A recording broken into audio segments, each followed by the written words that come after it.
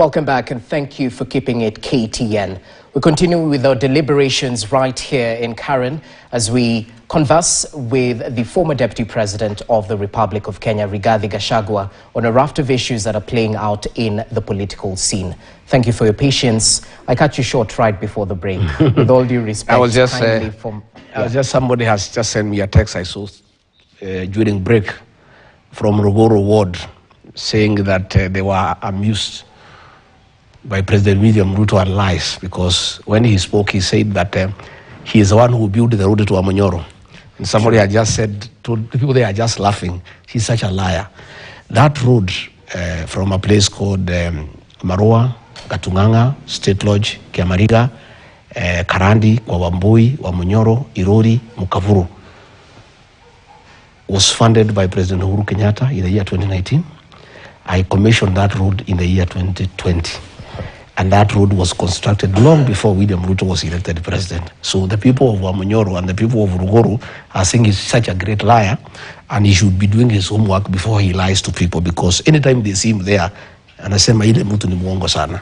Now, I want to give you 3 things that we disagreed with William Ruto. And it's important briefly, because now that he spoke the other day trying to say that he disagreed with me because I wanted 10 billion, I think it's important now that I tell the people of Kenya.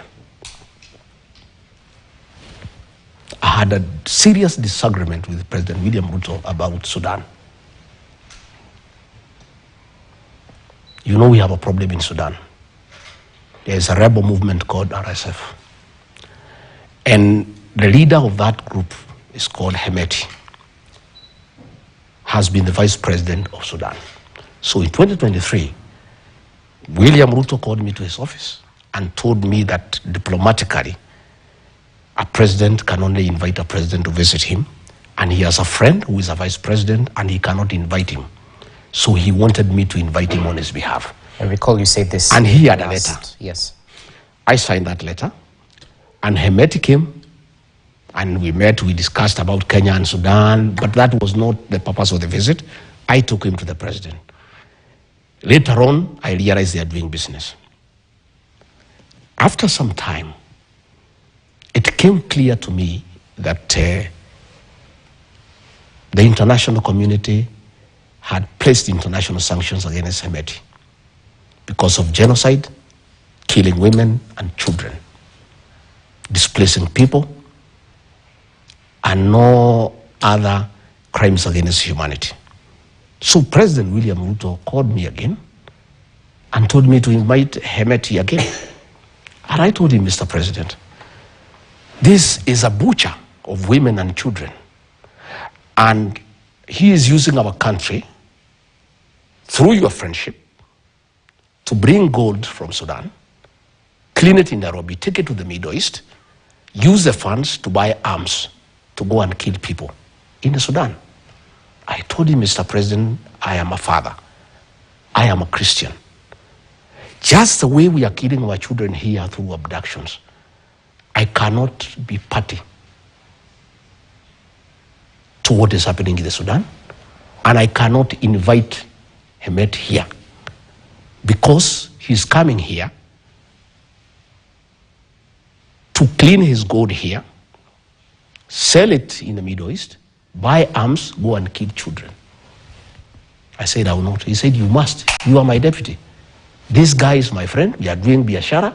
Do you know by him not coming here what I'm going to lose? I said, Mr. President, I'm not going to do it. I'm not going to invite that man here. So you invite him yourself or do whatever you want. He said, wewe Rigathi umekuwa mjeuri.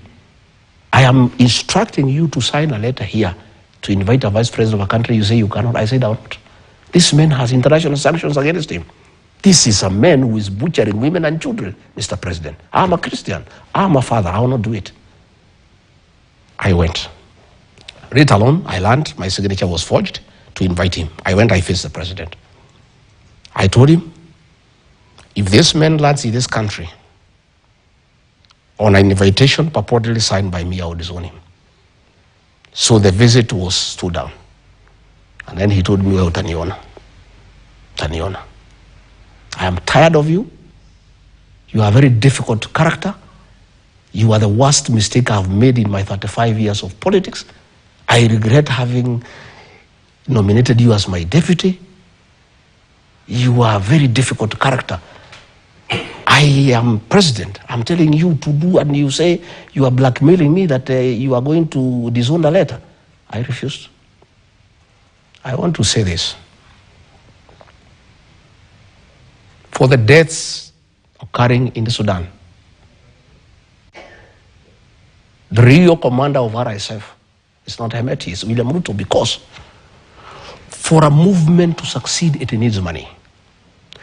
The money from gold is being cleaned through Kenya to buy arms to go and kill women and children. And you know my next question would be to substantiate these claims. But I'm saying this guy was here, his movement was here the other day. That's in the public Listen, no, I'm asking you. This man is international sanctions against him for genocide. True. He has been given a safe haven in Nairobi. He was here forming a government in KICC. That cannot happen without William Ruto. And I want to tell the international community. But the claims of doing business... No, everybody knows that he is selling gold through Nairobi.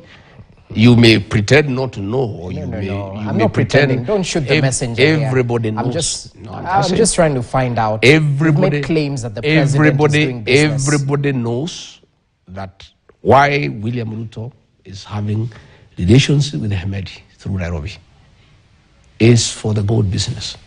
And the gold business, the proceeds are buying arms to butcher children and women. And I want to ask the international community, and I want to say I'm available to give evidence, and I want to tell the international community, it is pointless to levy sanctions against Hemeti. The person you need to levy sanctions against is William Ruto. And this thing of Sudan will be sorted out, because if there are sanctions against William Ruto, he'll stop entertaining Hemeti. Gold will stop being processed in Nairobi. There will be no money to buy arms to go and kill children and women. Number two. How is this gold being cleaned in Nairobi? Because unless you were party to it, that's what I'm trying to find out. I was deputy president. So should we treat it as allegations? I was deputy president. Okay. I know what goes on in this country. I have a lot of information. Even today, when I'm out of government, I have serious networks within this administration. There is nothing that goes on that I don't know. Okay, we'll treat it as allegations. Proceed. Again, another issue is Kosovo. Yeah? Very senior officers from the Ministry of Foreign Affairs came to see me because it had become apparent to everybody. Nobody in the cabinet can face William Ruto. I was the only person. So what was happening is that where people felt things are not going well, they would come and see me. They told me that internationally it is unwise for the Kenyan government to acknowledge or recognize Kosovo. And that will create us problems internationally.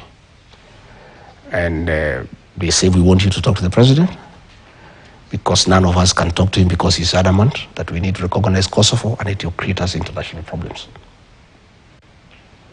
And I went to see the president, and I said, Mr. President, senior officials from the Ministry of Foreign Affairs have come to see me over this matter. And he was mad. He was in a rage. He wanted to know who they are. I said, I cannot tell you because you will fire them. But this is information. Please don't do it. It will soil our image. He said, go to hell. I am the president. I make decisions in this country. And if you don't like it, you can quit this government. And Regadi, please, keep off foreign affairs. I say, Mr. President, these are concerns that have been raised to me. This is about our image internationally. Yeah? And I think it is only fair that you listen to me. Only for me to come and hear is later that the president and the president of Kosovo are having a business deal in Mombasa, or a hotel in Mombasa. Which hotel is this? Let me give you the name. It's just it's escaping my mind. Now we're talking. Okay. It's escaping my mind. And so, because of commercial interests, by the president, commercial interest by the president, as a country now, you have heard what has happened. Zambia is up in arms. Yeah. Moscow is up in arms. Yeah. It's the Dolphin Hotel in Mombasa. The Dolphin Hotel is a joint venture between President William Ruto and the president of Kosovo. And because of the president's commercial and selfish interests, we are now in trouble with Serbia. We are in trouble with Russia. I mean, this is not right, you know. And he really hated me for raising that matter. Okay. And he was very bitter. Again, you know, he's also interfering with the DRC. And I can confirm that he is creating problems in DRC through involvement with M23 because of his interest in gold business in the DRC. And as the chairman of the East African community, William Ruto cannot solve any problem in this region because he is an interested party because of commercial interest. And that is why you found that our embassy in Kinshasa was attacked by the people of that country because of our involvement, you know, in the internal affairs of that country and involvement with the rebel movement against a legally established government. Right. So these are things that the president and I were disagreeing from time to time. Because I told him, you know, again, people from foreign affairs came to see me. I went to see him. Again, he really told me off, you know, and told me to keep off foreign affairs and leave it to him and the Minister for Foreign Affairs. I said, Mr. President, this has to do with the stability of our region. So I want to say to us, the international community, to put an eye on this country. We are not going to have peace and security in this region unless they rein in on the impunity of William Ruto and his appetite for commercial ventures in the region. Because of his appetite for commercial ventures, he is putting the country in an embarrassing diplomatic position and is endangering peace and security within the region. And these are things I raised with the president because nobody else could face him. Musalia cannot face him. Nobody else can face him.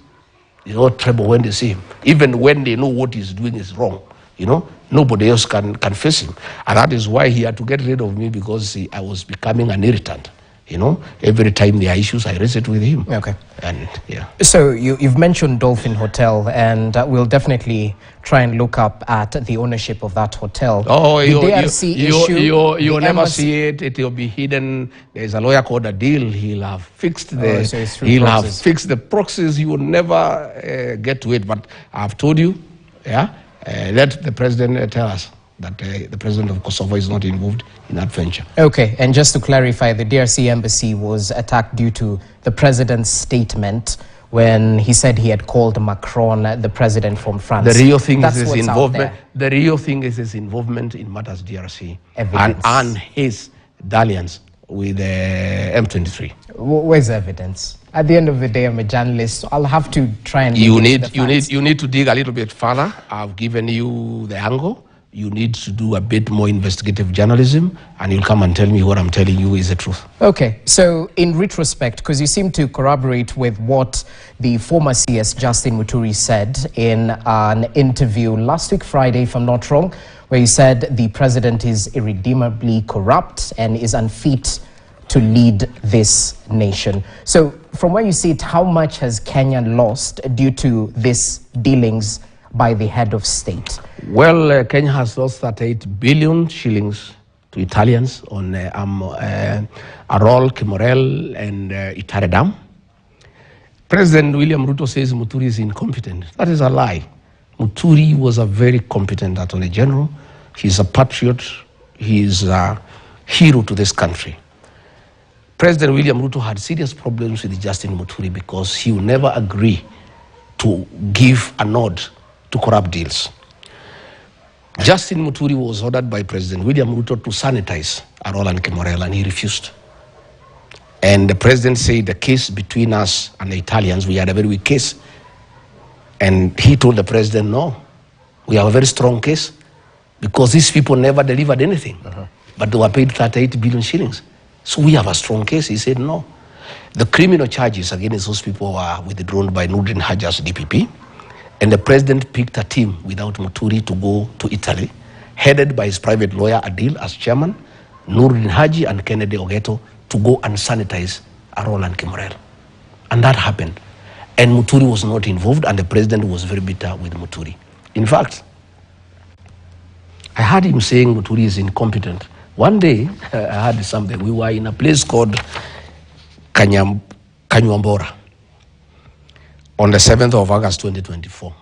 That is just after he had removed him as AG and appointed him as Minister for Public Service. So I heard him telling the Muslims that he had a very incompetent AG. You know, he has double speak. This is what he told the people of Kanyambora. William Ruto says different things depending on who he's talking to. When he wanted to please the Muslims of their issues, he says Muturi is incompetent.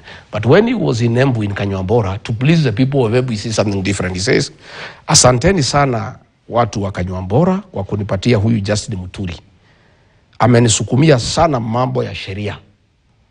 Sasa nimempatia kazi ya kunisimamia wafanyikazi wote nchini Kenya.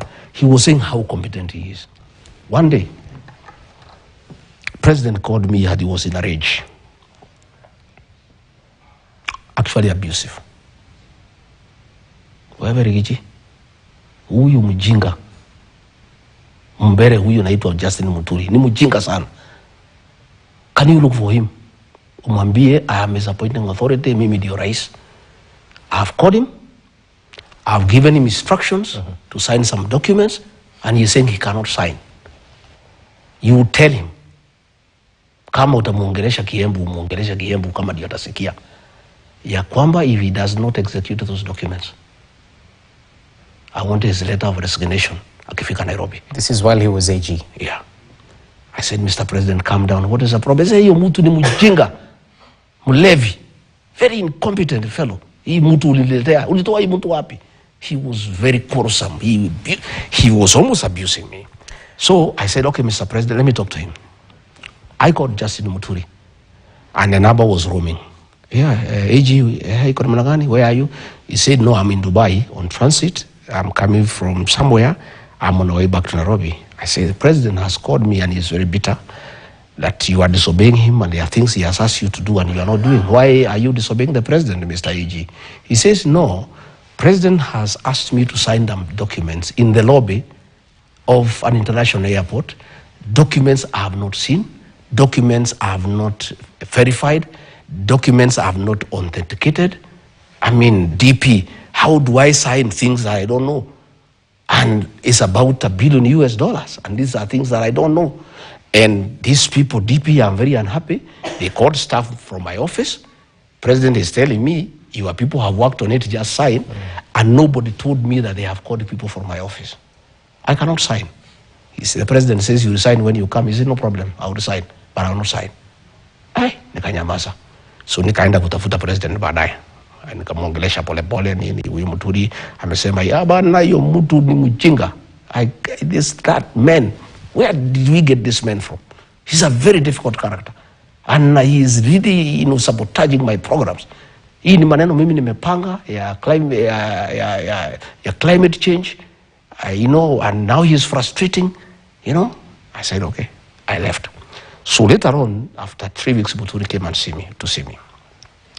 He said, muti ya nyumbani, hii kazi imekuwa ngumu. The thing the president was asking me to sign is a fraud. It's $1 billion US that is being brought to the country without going through the National Treasury, which is contrary to the PMF Act. This money is supposed to go to the Ministry of Environment without going through the National Treasury. I have done due diligence.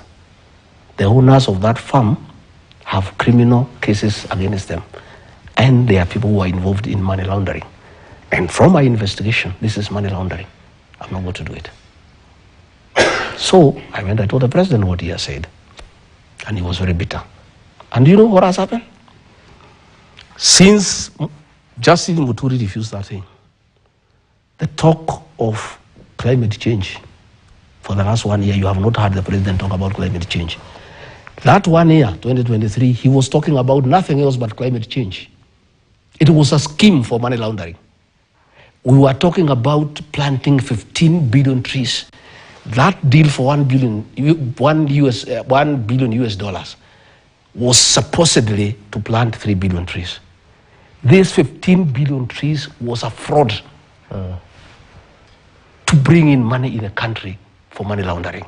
And since Justin Muturi, who in my view is a hero for this country, refused. You have never heard for the last 1 year the Minister for Environment or the President talk about the 15 billion trees because it was scuttled by Justin Muturi. Again, the last one about Justin Muturi. Yeah. Why he's a hero? We were in Naivasha. And again, the President was mad that Justin Muturi had refused to okay a purchase of land for industrial park. And the President, we slept in Naivasha, we were in a retreat. He called me to his suit, and he said, I want you to talk to this tribesman of yours. Na hii watu yako rigiji wananisumbua kwa hii serikali. Hii watu ya mlima wananisumbua.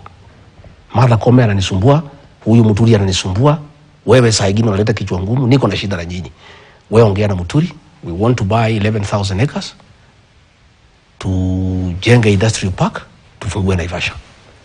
Can you talk to him? I said, yeah, well, I have to look for Muturi. He said, no.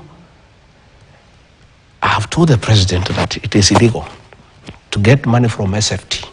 SFT is a settlement fund trust. That is money meant to settle the landless. He said it is not legally possible to use money for settling the landless people to buy land for industrial use. Yes. Again, he told me this land has not been procured competitively. I mean, how do you procure land for 8 billion shillings without any tender, without any due process? So you're single source. How do I, as AG, do that? He said, I can't do it. Okay. Again, when we were in Kakamega for a cabinet meeting, he was again mad with the AG because the then CS Health reported Muturi to the President that he has refused to sign a cabinet memo for the 4 health bills. And the health bill, and I again talked to Muturi. He said those bills did not originate from my office. As the Attorney General, all government bills must originate from my chambers, from the State Law Office. These bills were done in State House. I have no input. How do I append my signature to something I have not originated? So the fight between William Ruto and Justin Muturi is one, he refused to okay corruption. He refused to own bills that he has not originated, and he refused to be twisted by the President to allow money laundering in the country. And to me, again, the President is calling him incompetent, the way he called me incompetent, the way he called Uhuru Kenyatta incompetent. Anybody who doesn't agree to what he is saying is incompetent. The same with the Mithika Linturi. And I had a fight with the President, myself, because President William Ruto was Minister for Agriculture during the Kibaki time. During Uhuru 1, that is the first 2-3 years, 2013 to 2016, Felix Kosgei, the head of public service, was the Minister for Agriculture. So when Mithika Linturi was appointed Minister of Agriculture, the President and Felix Kosgei were running the ministry. Mithika Linturi was just a flower girl in the ministry. And I can tell you, they wanted to fix him about fertilizer. All fertilizer is procured at State House. Yeah? The President determines to buy from who, at how much. It is the President who does that with Felix Kosgei. So when they were trying to fix Linturi, when they brought bad fertilizer, and I'll give you evidence, the one that you want, because I think this is important.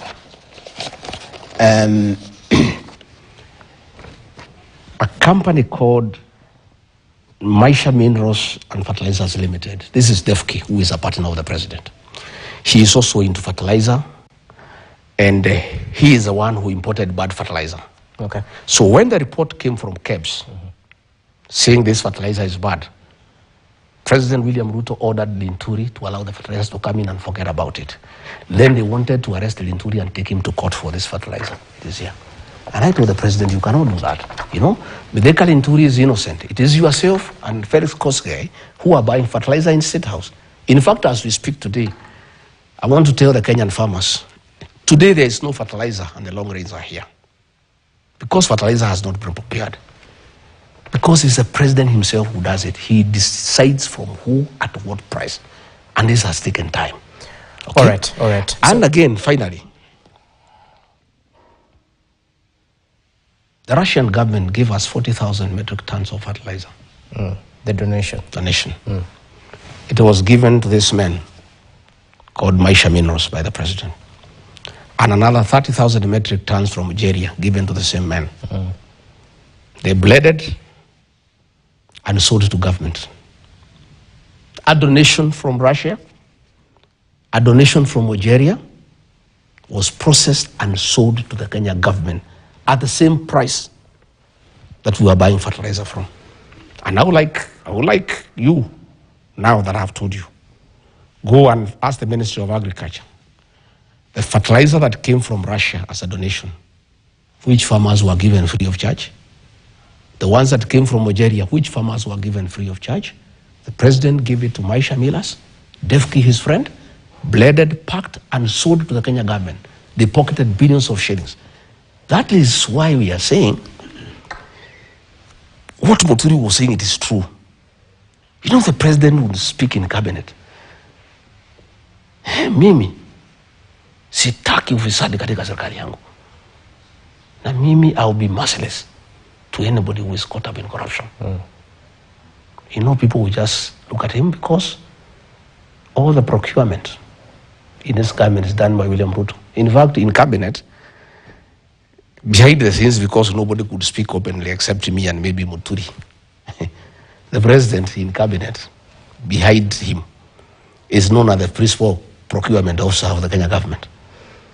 All decisions are made in State House, in fact, even in affordable housing. All the contractors are decided in State House. In fact, let me tell you, these markets you are seeing. As we finalize. Let me tell you, these markets you are seeing. Okay. They are being built with money from the housing levy because we are not able to absorb money for the housing levy. And that is illegal, of course, because the money was collected for housing, but it's doing the markets.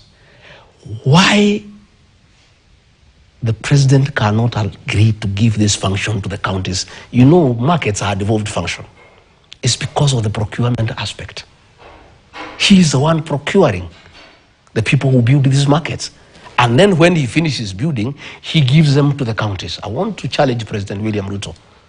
If you are not involved in corruption, President, make a decision tomorrow. This money for markets, transfer it to the counties. Let them procure, let them supervise, let them open the markets. You have no business, Mr. President. All right. Like now when he was in Central Kenya opening markets, he's not interested in the end product. Okay. His interest in this market business is the procurement aspect. And that is why, despite the fact that markets are a devolved function, the president cannot let go because he's micromanaging the procurement of markets for his own gain. He's the one who negotiates with the contractors. In fact, why the president has no time to fix this country, he spends most of his time on procurement. Well, the president, of course, is not here to defend himself. Neither is Maisha Minerals. No, you look for him and ask him these questions. Due diligence, yes, and please. Definitely uncover, as is our work as the fourth estate. So, all things said and done, you seem to be hinting to the fact that commercial interests supersede the national interest. Absolutely. In this country. This is a commercial government. The government of Kenya, led by President William Ruto, is a transactional government. It's a commercial government. Everything is driven by commercial interests. Even while you diplomacy, international relations, local issues, markets, roads, everything is commercial. E-Citizen, my friend, when we came in, the president was very mad that E-Citizen is in private hands. After some time, shares exchanged hands, and the president ordered that all government services be onboarded. He stopped talking about the private people. 70% of E-Citizen is owned by private people. Your guess is as good as mine. Ask Adil, he'll tell you who are the owners of E-Citizen, who is the owner of Liza. Today, so they're the ones benefiting from that 50 shillings. That 50, any time you use E-Citizen, the Madrins at State House have your money. This government is a money-making machine. And there is no national interest. There is no concern for the people of Kenya. And we may reach a point we may ask the people not to pay taxes, because it is a government, everything is an enterprise. You know, there is nothing that is being done for national interest. Okay. And everything starts and stops with William Ruto. So we haven't been able to canvass one issue, and that's to reflect on the president's 5-day campaign-styled development tour. I hope that passes with you, because at the end of the day, there was so much tension before his visit. There was speculation that perhaps the ground might be hostile, but we saw the crowds in their numbers welcoming the president. Some leaders were jeered and booed, but that notwithstanding, critics argue that you might be losing your grip on the Mount Kenya region, that perhaps the decamping of the Maragua Member of Parliament, Mary Wamaua, is a writing on the wall of things to come. How would you respond to those? Well, to start with, yes, the president was welcome in the mountain, and we asked the people to let him come and talk to them. I heard him saying he has a 20-year history with the people of the mountain. If that is true, he has not understood the people who are his friends for 20 years. If he had taken time to understand these people of the mountain, he would know that they hate betrayal, they hate deception, they hate lies, they hate being misused. And probably he had genuine friends, they would also tell him, when those things fall occur, there's no remedy. But the people of the mountain are very intelligent people. Okay. And they don't fight, they don't shout, they don't throw stones. They are just nice guys. And we agreed that we have a political problem with the president, but we also are very practical to acknowledge that he is president until 2027, God willing. And we must relate with him one way or another. And in our own way, because we know how to converse. We don't do it in public meetings. We are very silent. There was an agreement and understanding among the mountain people that our relationship with the president going forward is commercial and transactional. And the people of the mountain are business people. We said if anybody has some money to bring to us, we take it, because even when you own a shop, you don't have to like your customer. What is important if he has money to pay you. So we ask our people, come out and welcome the president. You saw the number of buses, the mobilization, the borders 3,000 each, the dancing women 2,000 each. Allow me. There was too much. There was too much money, because there are claims of mobilizing financially. The president's men yesterday disregarded these claims. No, that is okay. But you saw the clips. You saw people being coached what to say. You saw money changing hands. I didn't see. That's what I'm asking. You have seen. But you have the evidence. Yeah, I'll give you the clips. You have seen people saying we were promised 2,000, we were given 1,000. But we are saying it doesn't matter. The president is happy. He got good photographs. He got good options. And that is fine. He's welcome again in August. And if possible, let him come in December. We need him because we need money for Christmas. He's most welcome. The people of the mountain have made some serious decisions. Those decisions cannot be changed by anybody. They cannot be changed by anything. And we are not fighting. I am not fighting with the president for the control of the mountain. I heard he said he's the king of the mountain. Let him be the king of the mountain. And if he's the king of the mountain, he did not go around. He should have just used his chopper, go to the Lenana Peak and pronounce himself as king. If he wants to be the king of the mountain, let him proceed. About, I don't know, MP decamping from where? The people of the mountain don't follow leaders. It is the leaders who listen to the people and where they want to go and align. That is what I do myself all the time. So she listened to the people and decided to decamp. I'm saying, if that is what the people told her, Yeah. that's what I'm saying. Okay. If that is what the people told her, it is fine. But what I know is that the people of the mountain are not led. They tell the leaders where to go. So if the president believes he has the ground in the Mount Kenya, he's the president. If he believes he's the kingpin of the mountain, so be it, as we are not bothered. All we know is that we have agreed on how to go politically. The people of the mountain have told me that we made a mistake to go to an election without our own political party. They have said that will never happen again. They have asked me to form a political party, a national one, which I have done. which will be announcing in May. That is what they have told me.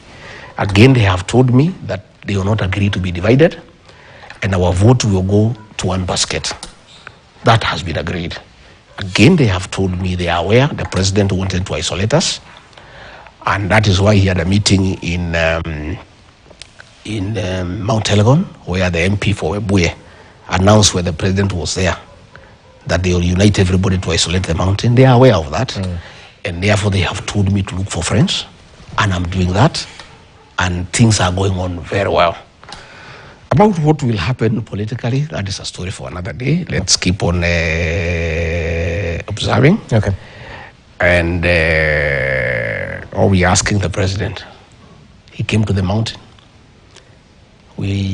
People of the mountain welcomed him. Nobody disturbed him. Nobody jeered him. Of course, his cronies had a very difficult time in Nyandarua and Lari and Githunguri. And why they had a problem in Nyandarua, Lari, and Githunguri, those three places are unique.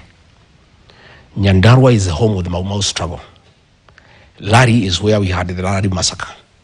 Githunguri is where the independent church started. That's where this struggle for independence started. The people of the mountain had a big problem with the traitors and collaborators than the white colonialists. Because the collaborators and the traitors made them suffer a lot. The people of Nyandarua and Lari and Githunguri cannot stand traitors. That is why you saw that reaction. Okay. They didn't have a problem with William Ruto per se, in terms of showing that they are unhappy. But people who have betrayed the community, the people of Lari, the people of Githunguri, the people of Nyandarua could not hide their feelings. And as we finalize on this, just briefly, you mentioned that the mountain has left the Kenya Kwanza administration, specifically the UDA party, to the rest of the country who are watching the masses and the claps and some instances of boos and jeers. Does it poke holes into your submission that the mountain has truly left the mountain? I don't know. That is subjective. But let me also tell you, even William Ruto, yes, where he sits, if he is honest to himself, he knows he was talking to his money. He was talking to his money, and a man can do what he wants with his money. He could have put the money in a big heap in State House and talk to it, or decide to take it to the people, give them, and put them together and talk to them. That is his decision. Okay. And he can come to the mountain.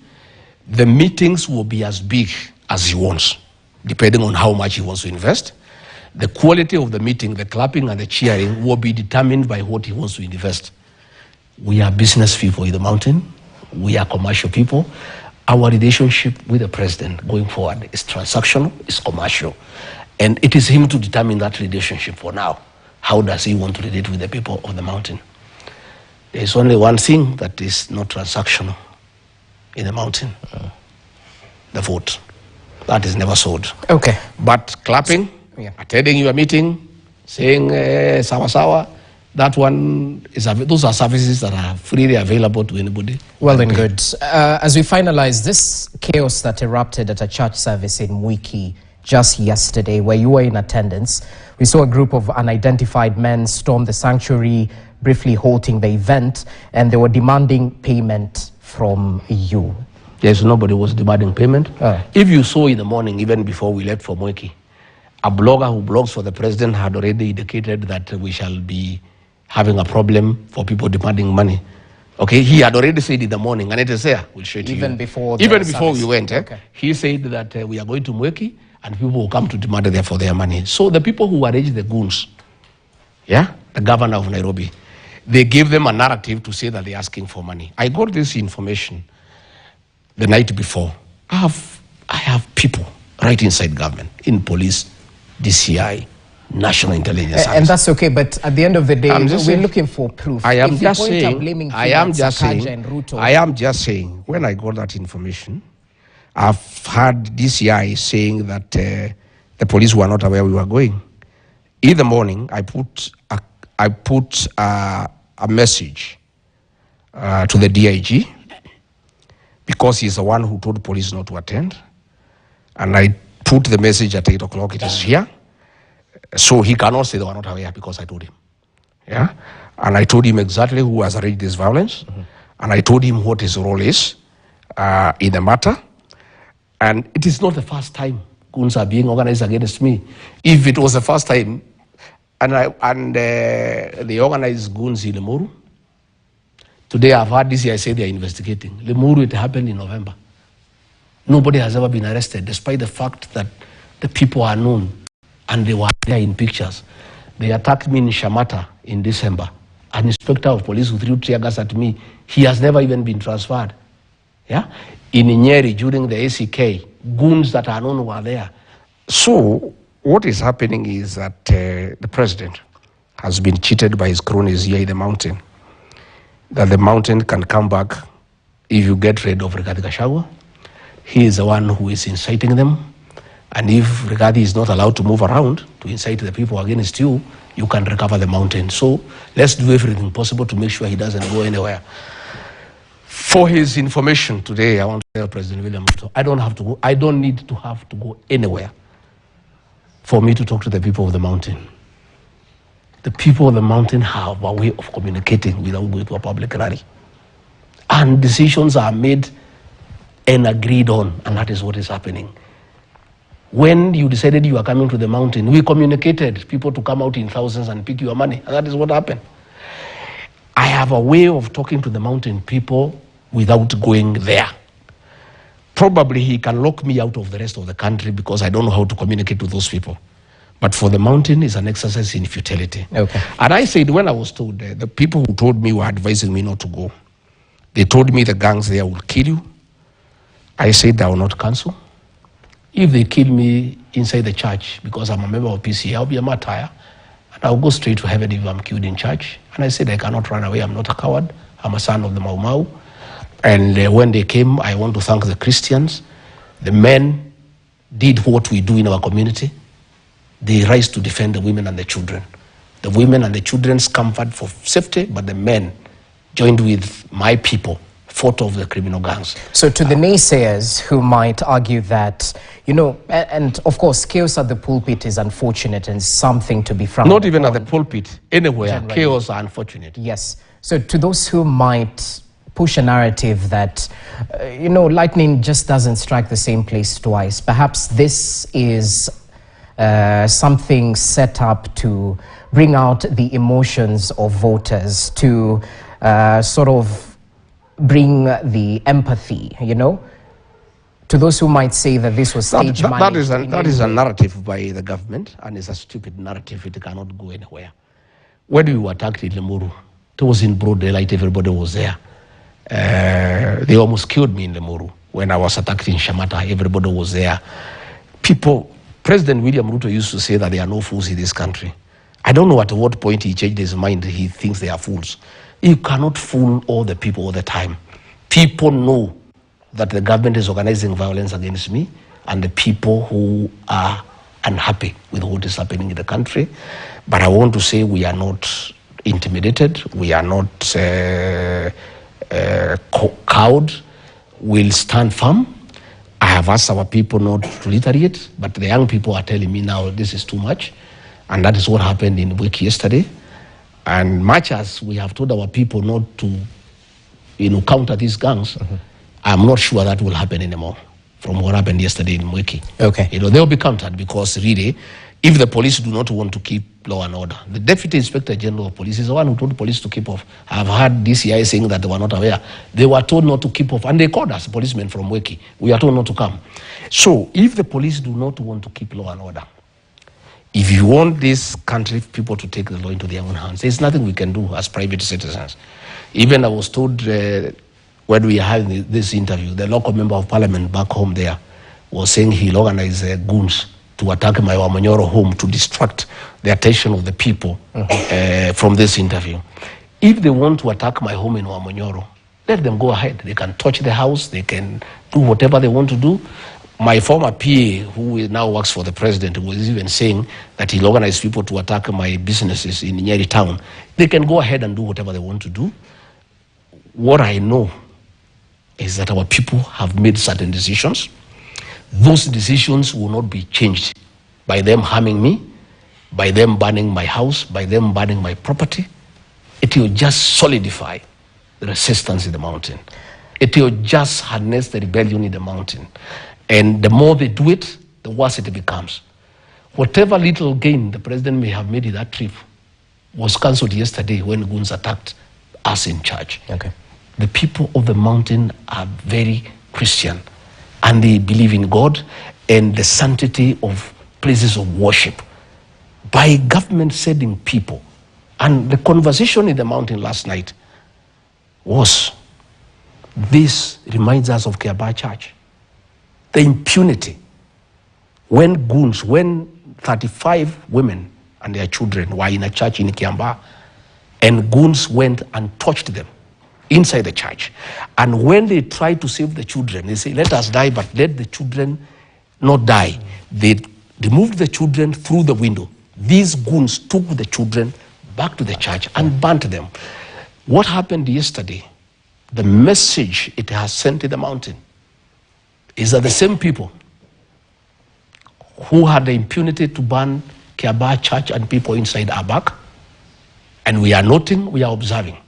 And it has brought a lot of emotions. These are wounds that people wanted to be healed and forgotten. These are some of the things that our people had forgiven, but they have brought them back. The minute you said goons inside a church to kill Gachagua and to kill Christians, you automatically bring the memories of Kiambaa Church and what these people did to our community in Kiambaa. Okay. Yes. Well, we'll definitely try and reach out to the Madeira Member of Parliament, Wamombi, to get his side of the story, because you've made allegations touching on him. But briefly, your analysis of the relationship between the church and the state as we finish off on this matter, because you were part of the Kenya Kwanza administration that used the church to rise to presidency. You've said previously, as you were deputy president, that the church and the state are the same thing. You take care of the same people. So do you hold the same views in regard to... Yes, we do, and that is why the church, as the conscience of the nation, must also be left to play a role. Now that the government has captured the opposition, now that the government has captured parliament, the church must speak for the people, because we serve the same people. And they also want the improvement of the welfare of the Kenyan people. So let the church speak. Let the church be allowed an opportunity to comment on what is going on.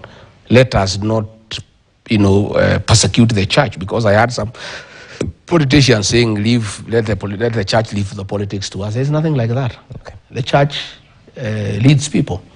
All these things is about the people. It's only that people play different roles, but it's the same people. The welfare of the Kenyan people is important to everybody, from the state to the church. And people must be allowed to comment freely. And what we saw yesterday is interference with the freedom of worship. Okay. And I want to ask our young people, especially from our community, don't take little money and harm your brother and sister. It's unfortunate that these people, the government is taking advantage of people who are not employed to really misuse them and give them money to harm other people, destroy property. I would like to plead with our young people, much as I know you are jobless and you are having problems, there is still an opportunity where you can earn some money without hurting somebody else, without destroying property, without creating chaos, without creating mayhem. Right. There is still that opportunity. The clarion call has been received. So, in terms of freely commenting, I'd like you to react to a comment by the CDF General Charles Kahariri, who not too long ago questioned the Ruto must go chance in reaction to the digital space being used for digital dissent. Not too long ago, equally, we saw the Inspector General of Police during a political gathering. He spoke briefly away from politics, but his presence spoke a lot. He mentioned that he was there for security, to plan the security ahead of the president's visit in the region.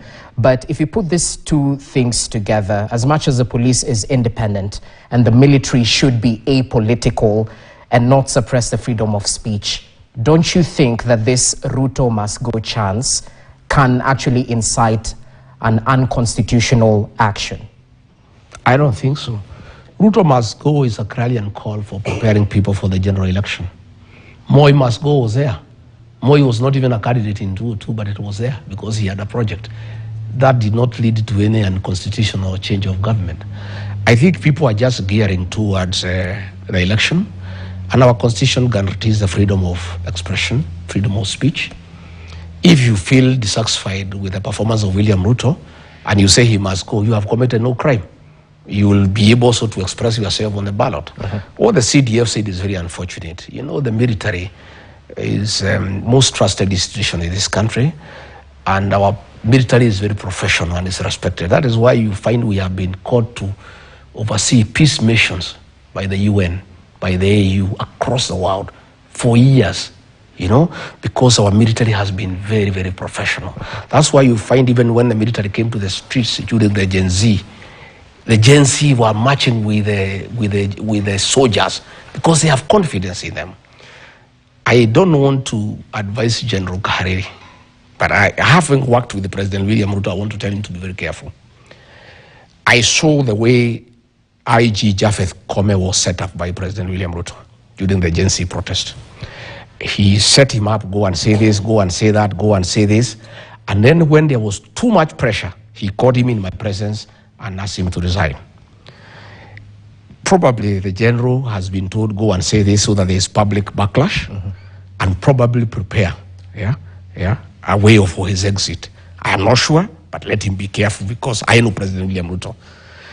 IG Kanja spoke in Kikuyu in Nyeri asking people whether they are happy that the president has come. He has no business as IG to go and market the president in Nyeri or elsewhere. That is not his work. And even if he was here to keep security, that also begs a question. How insecure was the president that he needed the IG himself to be in charge of his security detail? It has never happened. I see the regional commanders take charge of the president when he is in a region together with the presidential escort commander. I've never seen an IG take over, the security of the president, unless you tell me that the president was having a serious challenge in Nyeri. What I know is that Douglas Kaja was tricked by Mr. Yesa to come on top of the vehicle and speak so that they can set him up for public backlash, so that if they want to exit him, they have somewhere to start. That's the way they did to Japheth Kome. I want to ask IG Kaja, I want to ask General Kahariri, be careful. The president has been a purge of people from our region. Probably you are being set up, and you be careful. Be very measured in what you say. Remain very professional. Please don't allow the president, don't give him an opportunity to find a reason to exit the two of you, because I know him and I know what he's up to. I have seen the way he's going. The other day, he removed our 5 chairmen, Dede Nyoro, Wanjiko Mohea, James Kakuya, everybody. He removed John Methel, he removed Nyoto, he removed Morango, he removed Karungo Thangwa, and replaced them with people from Western, people from Nyanza, people from Coast. The president, since he removed me, has just been removing everybody. And one of the things we used to disagree with him, I will never allow him to remove our people. And since now there is nobody to defend, because his assistant has confirmed publicly that he has confirmed publicly. So he cannot fight for the mountain people. The president will do whatever he wants. So General Kahariri, IG Kaja, please be careful. Don't set yourself up for slaughter, because I can see when I look at the public outrage, probably the president has just tricked you to make some funny comments so that he sets you up for slaughter. Just the way he had told me to talk about the shareholding, he set me up and then used the whole thing to exit me. So he told you to talk about shareholding? He is the one who had told me, wewe hii maneno ya watu wetu wale wanatupigia kura, wewe pigia debe, wewe pigia hao debe. Then he used the same thing to set me up. So I think General Kahariri, Kanja, I think the president is setting them up. Let them be careful. Okay. I'd like to pick a few questions from our viewers as we conclude our conversation right here. One of them being that, and I think they're reflecting from what one of the president's men said yesterday, because he was asking, how can you lead a country yet your statements are divisive? One of our viewers is asking that he's heard so much about the mountain and not about Kenya in general. So they seem to be putting you in that tag of a regional kingpin, yet you're playing in the national politics space. Let me tell you, William Ruto is a master of false narratives. He created a narrative against Uhuru Kenyatta that he's a drunkard. He created a narrative against Raila Odinga that he's a witch doctor. He is creating a narrative against Gachagua that he's a tribalist. When I fought for Gen Zs, they were not from the Mount Kenya, you know. When I went to northeastern Kenya to give food during El Nino, those people were not from Mount Kenya. I speak for the Kenyan people, but I also come from somewhere. And there are some people who expect me to stand up for them. And again, my brother, when these people go to meetings, they say that they'll gang up and isolate the people of Mount Kenya. What do they expect me to do? They expect me just to keep quiet and let them isolate Mount Kenya? When the president is purging the people from the community, they expect me just to keep quiet and let him purge the people from the community so that I'm seen to be national? I am a nationalist. When I talk about the payslip holders, when I say the president has raided the payslip and a new administration that I'll be part of will restore the dignity of the payslip, is that about Mount Kenya? When I say Kenyans are being overtaxed, is that about Mount Kenya? You know, this brand of trying to brand me as a tribalist is William Ruto. You saw him trying with the Ed and Duale, trying to create a wedge between me and the Somali community. Simply because I said, Nuruddin Haji is not doing his job properly. They try to create a narrative that I have something against the Somali. Let me tell you, the Somali community and our people are one. We are business people. If you go from Thika here, Sagana, Karatina, Narumoro, Nyanyuki, Meru, the Somalis are everywhere. If you go to Isili here, the Kikuyu community and the Somali community are one. And we work together. And myself, I do business with the Somali community, you know. And there is no way the people of Mount Kenya can survive business-wise without the Somali community. But simply because I talked about one individual, they try to say that I have something against the Somali community. I'd like to assure the people of the Somali community, yourselves and the people of the mountain are one. We are business people. And by the way, the Somali community are good people. You know, they are trusted. You don't even have to write anything. These things I had agreed with William Ruto. If I had agreed with the Somali, I would not be here in this position today. They would keep their word. So that narrative of trying to say I'm tribal is William Ruto. And that is why you see, when he went to the mountain, if he was a man enough, why didn't he talk about me anywhere in any meeting? Why didn't he start in Kirinyaga or in Embu and say Rigathi Gachagua is a tribalist? He wouldn't, because the people know when you say Rigathi Gachagua is tribal, you are actually fighting the people of the mountain. All right, all right. How come President William Ruto is cheating the people of the mountain that he has a 20-year friendship with them, yet he superintended over a meeting where the Honorable Wanyama said the people of the mountain should be isolated? William Ruto was the last speaker. How come he did not admonish him and say that is wrong? And then he is here cheating the people of the mountain that he is their friend, yet he is the one who is very busy, you know, crafting a narrative, you know, trying to get 40 versus 1, what he did to the people of the mountain between 2005 and 2007. Because the Pentagon, William Ruto was the most active person of mobilizing all other communities against the people of the mountain. Okay. So your claims on the president's commercial interest in DRC seem to leave more questions than answers. A couple of viewers are asking that Rigathi hasn't told us who Ruto is working with in M23 because the rebel group is part of the Congo River Alliance. Is there any other president in the region that is working with Ruto to extract gold from? I will not talk about presidents of other federal countries because it's not right for me to do so. I'll talk about my president whom I elected and whom I have a right to criticize and to tell the people of Kenya who he is. I will not talk about other presidents. I will just talk about President William Ruto because he is accountable to the people of Kenya, I being one of them.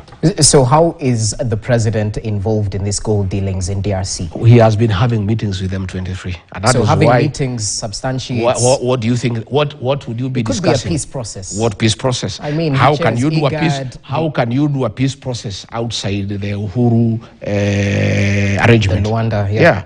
I mean, let him work through President Uhuru Kenyatta. President Uhuru Kenyatta is leading the peace process. Why is he having a parallel engagement with M23? If there is nothing sinister. Someone else is asking, do you believe the president is sincere in sending Raila Odinga to ease the tension in South Sudan, considering that you doubt Ruto's take on Sudan?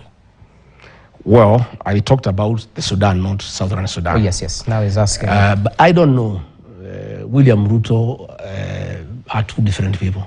What he says in public, what he does in office, in private, are totally different things. You know, and in fact, most people who came to the mountain, like 20%, wanted to see whether he's the same person who used to come and talk to them, because all the things he told them, he has done the exact opposite. You know, he went to a place there in Laikipia West to open a classroom done by KDF. But the cost of going there, 9 choppers at a cost of about 4 million shillings, more than 200 vehicles. You know, the personnel, the per diem, the whole thing would have put up about 5 schools. You know, people are just looking at him. You know, he went to Nyanyuki, market, and the market was closed from morning to evening to wait for him. What used to happen during the Moi era. And he was not coming to do anything because he's not an engineer, he's not an architect, he's not anything. You know, when he went to Meru, to open a sewage that he had opened 7 years ago in Maua, instead of going to Nithi Bridge and giving a practical solution, because that is what he promised the people. Well, he said before the 2027 election it will be done. But he had said 6 months. And he should stop telling people about to have faith in him. He made promises. You know, if somebody, lets you money and you say you pay by this date, if for whatever reason you cannot pay by that date, you give him a good reason. But you don't get irritated when he says you are dishonest. You know, William Ruto is saying that we should believe in faith. That since he said you do it, we should have faith that you do it. No. Leadership is about being pragmatic, is being practical. He is the one who set the timelines. Nobody set for him. When he said he would do Nithi Bridge within 6 months of being sworn in, he's the one who gave that commitment. He should have gone back to the people of Meru and said, hey, I made a commitment for 6 months. It's not possible. Now he's saying he will do it before 2027. What the people are saying, not just in the mountain, but across the whole country, they are saying, don't say it anymore, just do it. And they are saying, do what Mwai Kibaki did. Don't come to inspect projects. Don't come to launch. Do it, finish, then come. Mwai Kibaki, when he did Thika Road, and it was done, you know what he did? He just drove through the road to Othaya. Yeah, no fanfare, nothing. Just to see and enjoy that the road is smooth. Let all these projects be finished. Yeah. Then when they are finished, he can come and launch. He went to a place to launch, 4 posts in a pickup. I mean, what is that? Transformers. Those are things that the assistant county commissioner can do, because the cost of moving a president, my friend, the cost of moving a president, it's so enormous, and in what he is launching, his movement surpasses the actual cost of what he's going to see. You find that this cost of this trip that he did in the mountain is in excess of 1 billion shillings. Yeah, that money would have finished most of the projects that are stalled when he seated in the road. That, but anyway, no. We are looking at it. We know the cost of the choppers, the cost of the vehicles, the per diems, the money that was fed for buses, the one for giving border guys, the one for giving women and dancers, is in excess of 1 billion shillings. Then let me ask you this. Because the president said during the Mount Kenya tour that the people will examine all of the politicians in 2027. He added that he will be ready for that political test since he's preparing for it through the actualization of promises that were made. 2.5 years plus some change down the line in this Kenya Kwanza administration. How far are we in actualizing the promises that you and President William Ruto made to the Republic of Kenya? I'm not part of government. You can ask me that question. I'm not part of government. Me, I can just tell you that most of the promises have not been kept, and the people are angry. And even when I was in office, they were telling me, and I'll raise the matters with him and he'll be very offended. But are Kenyans being too hard on the president? You yourself said you found a dilapidated economy. At the end of the day, the expectations are so much, but the reality but you see the problem. The finances that I thought was the position. But when I saw the money was available the way it is being used, like now, the other day, supplementary 2, we gave 10 billion shillings to the National Intelligence Service, purportedly to restore peace in the region. And the president is the one who is causing problems in the region. But that money is not for restoring any peace. That is money for the president, is what he is using for campaigning. That is money that is meant for development. 10 billion through the lease is what the president is drawing. And they drew a lot of money that 1 week through accounts held by National Intelligence Service. We have people everywhere, cash money, and it's going for that. So what we are saying is, whatever little money that is available, people want to see something. People are being overtaxed, but they are not seeing a corresponding service that will match the taxation. People ordinarily wouldn't have a problem with paying taxes, but people would also want to see their taxes are being used appropriately. So when they see you with 9 choppers going to open 1 classroom in Laikipia West, people feel very offended, extremely offended. You know, when they find the money meant for taxes is being used to bribe people to attend meetings, people get very offended. But they still take the money because the money is already out there. In any case, even if they don't take it, it will be taken by somebody else. But taxpayers are very, very, very offended by what is happening, the misuse and misappropriation of resources that are meant for development, that are meant to improve their lives. Okay. Yeah. As we finalize, because we've definitely bought into the prime time and we were supposed to conclude a little bit earlier.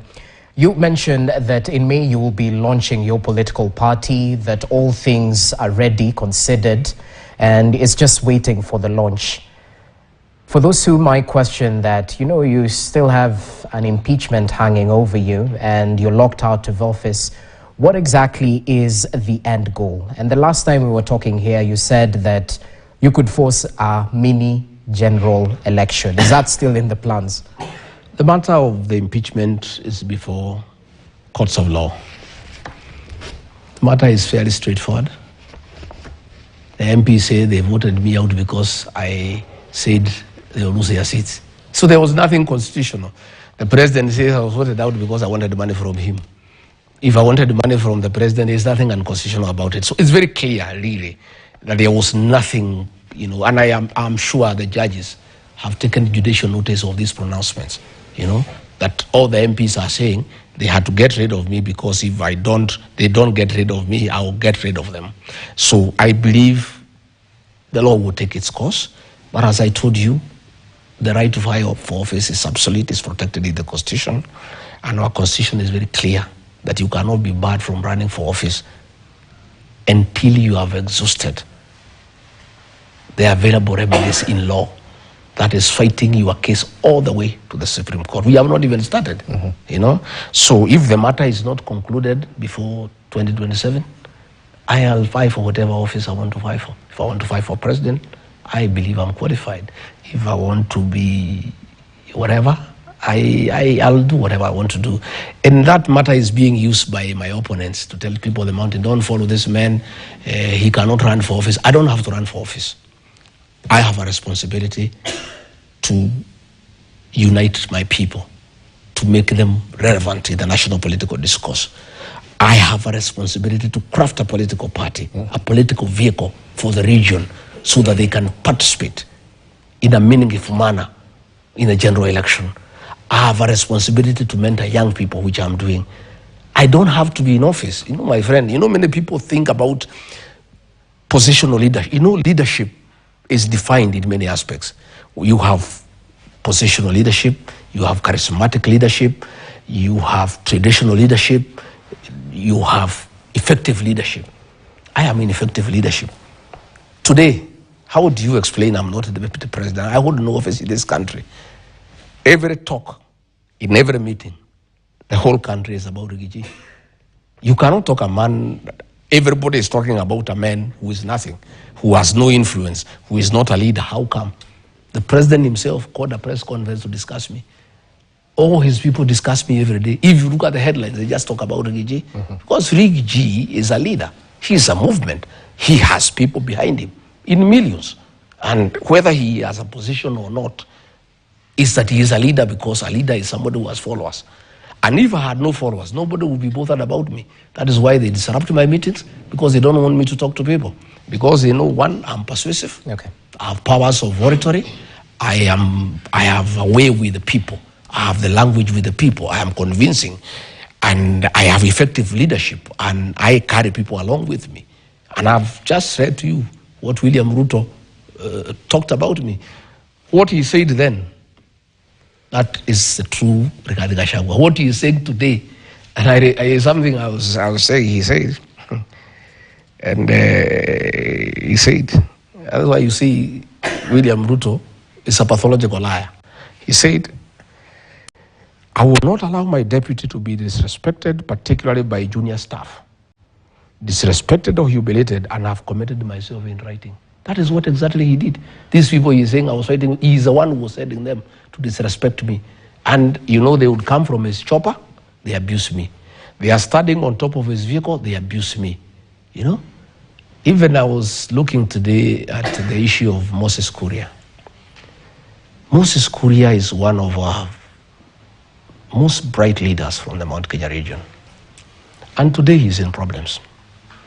When Moses Kuria was Minister for Trade, he is the one who started the county aggregation and industrial parks. A brilliant idea. Since they removed him from there, that project is stuck. And when I asked President why he's sacking him, he said that he's a thief. You know? So today I'm wondering, I have seen Moses Kuria is being auctioned. If Moses Kuria had stolen anything from anybody, how come he has nothing? He has no money to pay his debts, you know? And I knew, you know, the issues that took place in Kenya National Trading Corporation, KNTC. The procurement was done in State House. And when they brought edible oil and rice and there was a scandal, they wanted to push it to Moses Kuria and another lady called Pamela who has been taken to court. And they have used this thing to intimidate Moses Kuria, that they can open, you know, trumped up charges against him. But I really want to ask a question. I was asking myself, if the way the president told me he removed Moses Kuria as minister because he was corrupt, how come today that Moses Kuria, today the court allowed these things to be auctioned? If he had money he had stolen from the ministry, he would be able to pay his debts.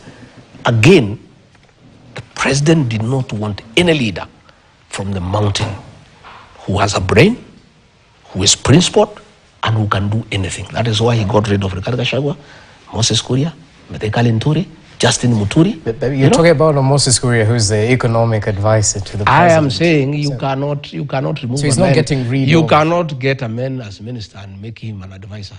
That is a joke. You know, it's like chasing away a wife and making him a maid in your house. You know, it's very disrespectful. Okay. But I want to say, yes, Moses Kuria, you cannot replace Moses Kuria with William Kabogo. It's an insult to the people of Kiambu and the people of the mountain. Moses Kuria is a brilliant mind. And I can tell you this idea of KIPES that Moses Kuria came up with. Had the president allowed him to stay as minister for investment, trade and industry, today, those things will be working. And we will not be having the situation we are having with avocado, with carrots, with potatoes. Yeah? But because he's a brilliant mind, yeah, he had to be edged out and given some peripheral job there who advised me on this and that. And Moses Kuria cannot advise William Ruto. William Ruto takes no advice. William Ruto advises William Ruto. When you hear that you are presidential advisor, you just get a salary and know what to do. He cannot listen to any advice from anybody. Tell me this. Are there any commercial interests in Haiti deployment?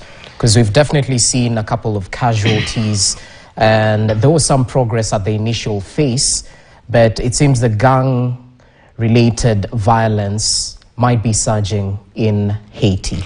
I sat with the president when he made a decision to take our policemen to the Haiti. And as a former security officer in government, I did persuade my boss that I found it inappropriate and unnecessary. And Donald Trump has taught us a big lesson, that America first. What is the point of us going to help the people of Haiti when we have security challenges in this country? We have problems in the North Rift. We have problems in Wajir. We have problems in Mandera. We don't have enough policemen, yeah, to help our security situation in the country. Again, we voted funds in the National Treasury when most of our police stations have no vehicles, when our officers have no uniform. What is the point of trying to look so international to take our force to take our officers to Haiti when we have serious challenges in the country? And I think the president told us that time that the whole thing will be done by the United Nations. but I still find them appropriating money in the budget for Haiti. But he gave us a promise that we are not going to spend a cent.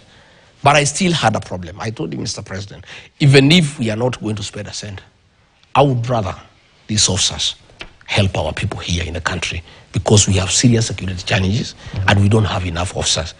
So, to me, the whole thing was misguided. It was unnecessary. And I think the former ambassador to the US, Meg Whitman, was very close to the president. I think she's the one who persuaded him.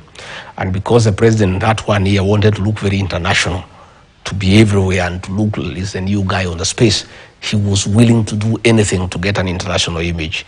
The whole thing was misadvised. It was unnecessary. It has backfired. Mr. President, please, only a fool doesn't change his mind. Cancel this thing. Let our boys and girls come back home so that they are safe and they can also take care of their motherland. Just the way America is doing. They are saying America first. Ushughulike mambo yako kwanza. Wewe unajifanya mjuaji ati kwenda kusaidia Haiti na hapa nyumbani police stations have no vehicles. I had these MPs who are there telling the president we have no vehicles. These ones who follow him, you know. Yet money, 2.5 billion has been allocated to Haiti. Why can't we have that money to purchase vehicles so that they can be able to do patrols, they can be able to do maneuvers, they can be able to secure our country and make sure our people are in peace and they are secure. Okay. In conclusion, Rigiji, all things said and done, major pronouncements have been made by you. You've substantiated some of these pronouncements. Others remain as allegations. But to the Kenyan who's watching back at home, who might be balancing between trusting a man who worked closely with the head of state or trusting the head of state himself, who you've castigated vehemently, what do you tell the ordinary Mwananchi, not just the Wanjiko, but the Mora, all across the country? The people of Kenya knows between Gachagua and William Ruto who lies. It's obvious. Instances are there. All the things he has said he'll do. He said that when he becomes president, he'll give free diapers to the people of Kenya. Nothing. He said he'll supply gas cylinders to every home. He has not. He said he'll put money into people's pocket. He came and took the little that was there and took it to housing. He said there will be no abductions and extrajudicial killings. It is happening.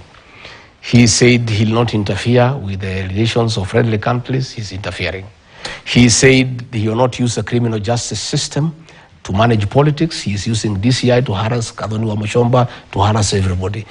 Everything that he told the people of Kenya he'll do, he has not done. It's not everything. Aren't you throwing the baby with the bathwater? There is nothing. There is the only thing. Top of my head, the hiring of teachers. The hiring of teachers against the law. Teachers are supposed to be hired by the Teacher Service Commission.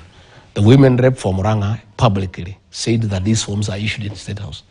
So the president is hiring teachers because he's the one who is hiring teachers. I've told you, he's doing all the procurement. He's a chief finance officer. He's a chief accountant. He's a chief employer. Even as we speak today, they are trying to change the law to take over the functions of the Public Service Commission and give them to Felix Kosgei as head of public service so that he can employ people from State House.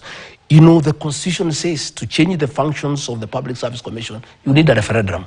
But through a back door, they want to remove the powers of the Public Service Commission, transfer them to the head of public service, so that just like he has hired all the CEOs from his community, all other public appointments will be managed by his tribesmen and he'll hire his community. So we are saying all the things that he said he'll do. He said there will be no tribalism. He is practicing it. He's accusing us of articulating it. Me, I have said, take care of my people. I have done nothing about it. Him, he is actually doing it. You know, doing it. I want you to go and look at the list of the CEOs of parastatals, my friend. Yeah? Just look at it. And tell me, if given the chance, wouldn't you do the same? No. I'm saying, even if I did, I would not pronounce myself that I don't do it. Me, I have said I fight for my people. I don't hide about it. Him, he says, he is for the whole country. I don't want tribalism. All of us are part of Kenya. This is broad-based, but the actual implementation of appointments is skewed towards his community. And it's in black and white, you know, and he does not even pretend about it, by the way. He doesn't pretend about it. So I am saying, between me and William Ruto, don't even ask me that question, ask the people of Kenya. They know who is lying, who lies every day, and people are tired of these lies. And you have heard everywhere, wanasema ni uongo, uongo, uongo. And there is nothing the Chief of Defense Forces can do about it. There is nothing the Director General of NIS can do about it. They just have to let the people of Kenya be. All right. Kenya is a democratic country. There is freedom of expression. If people say Ruto must go, generally there is nothing you can do about it. If you want to help the president, sit him down and tell him to correct the issues that have annoyed the people of Kenya and why they are saying he should go. Don't treat the symptoms, treat the disease. Find out where is it that the president has lost the people of Kenya. Why is it that a man who was so popular 2.5 years ago, a man people believed in, everybody now is saying he should go. And if you go to social places, everywhere in the whole country, you know, they were trying to say it's a mountain issue. It is not. It is across the whole country. The other day, they were here in the Nyayo National Stadium. The people from the mountain don't go to watch football. It's the people of Western, the people of Nyanza. The whole stadium was just saying Ruto must go. You saw the other day in Kisii, when the Shabana meeting. If you go to all these nightclubs at night, in Kisumu, in Nakuru, in Mombasa, the chant is the same. And there's nothing the general can do. You just let the Kenya people be, allow them to express themselves. And the way the president said, and if he means it is good for the country, he said that he'll subject himself to a test. And if the people think he has done a good job, they allow him to continue. If they think he hasn't done a good job, he'll go back and do farming. Mr. President, that is the spirit. So don't abduct young people when they say you should go home. Leave them alone.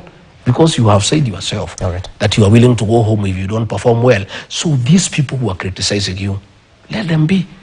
If it's regarding Gachagua, he is doing his politics, stop sending goons to harass him. You know, don't disrupt his meetings. Just be true to what you said, that you are willing to subject yourself to a test by the people of Kenya, and you'll accept the results. But don't harass people who are of the opinion that you have not done a good job and you should go home. All right, just leave them alone. Okay, well noted. That's a parting shot. A good place to end this particular conversation. Thank you so much, Rigathi Gachagua, for your time, for your input in this deliberation we had right here.